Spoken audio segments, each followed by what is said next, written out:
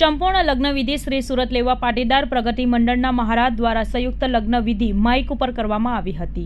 અંતે દરેક કન્યાને 51 જેટલી પદ વાસણો ઘર વખરી આપવાની હતી। તે આપી અને સારી રીતે વિદાયગીરી કરી હતી। દર વર્ષની માફક કાંસાના વાડકામાં 101 રૂપિયા તથા દરેક કન્યાને 5,000 રૂપિયા રોકડા સુપ્રત કરવામાં આવ્યા હતા અને દર વર્ષની માફક રાત્રે 10 કલાકને 5 મિનિટે વેલેન્ટાઇન ડેની થીમ મુજબ વર અને કન્યાને વિદાયગીરી આપવામાં આવી હતી। નવા જમાના મુજબ મહેંદી રસ્મ સંગીત સંધ્યાનું પણ આયોજન કરવામાં આવ્યું હતું, જેથી કરીને સમાજના વર પક્ષ અને કન્યા પક્ષ સારી રીતે આયોજનમાં જોડાય અને તેઓના મોટા ખર્ચમાંથી તેઓ બચે એ ભાવનાથી શ્રી સુરત લેવા પાટીદાર પ્રગતિ મંડળે આ 2 નવા કાર્યક્રમો 35માં સમૂહ લગ્નમાં ઉમેર્યા હતા।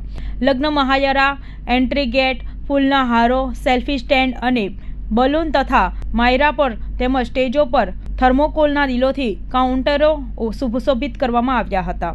આજ દિન સુધી શ્રી સુરત લેવા પાટીદાર પ્રગતિ મંડળે કુલ્લે 421 સમૂહ લગ્ન કર્યા છે। તેજસ શાંતિલાલ ચોકસી, આજે જે આ જગ્યા છે શ્રી સુરત લેવા પાટીદાર પંચની વાડી, રામપુરા, જૂના અશોકાશ્રમ હોસ્પિટલની સામે આજરોજ શ્રી સુરત લેવા પાટીદાર પ્રગતિ મંડળનો 34મો સમૂહ લગ્ન છે અને આજ દિન સુધી 421 દંપતીઓને શ્રી સુરત લેવા પાટીદાર પ્રગતિ મંડળે પરણાવ્યા છે। આજે 14 ફેબ્રુઆરી વેલેન્ટાઇન ડે, પરંતુ અમારા તો સમૂહ લગ્ન વર્ષોથી આજે 33માં સમૂહ લગ્ન પૂર્ણ થયા ત્યારથી જ વસંત પંચમી અને અમારા સમૂહ લગ્ન હોય છે।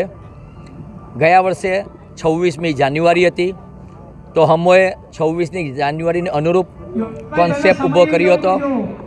આજ રોજ અમારો 34મો સમૂહ લગ્ન છે, તો હમો વેલેન્ટાઇન ડેના થીમ બનાવીને આજે આ લગ્નનો શુભારંભ કર્યો છે।